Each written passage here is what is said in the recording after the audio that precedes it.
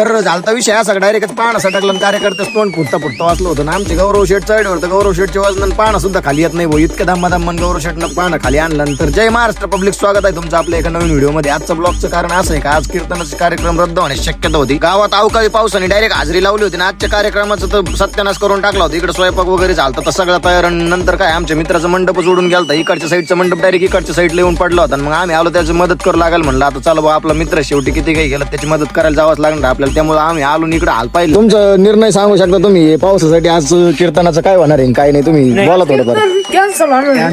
पावसाने कीर्तनाचं आज वाटोळं करून टाकलेलं आहे.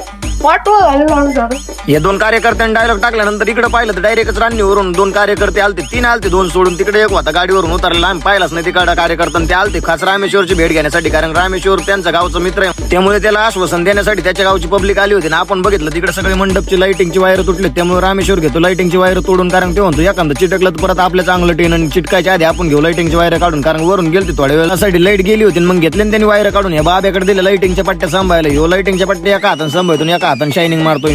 इकडे आला होता अभिषेक भूमकरण, ते म्हणतो मी पूर्ण भिजून आलो पण तरी पण तुमची मदत करतो. मग काय इकडे योगेश घेतो लाइटिंगच्या खाली. आता मग अवस्था पाहू शकता मी पण पूर्ण भिजलेलो होतो. मग काय व्हिडिओ घेतो शेवट करून आवडला असलं नक्की लाईक करा.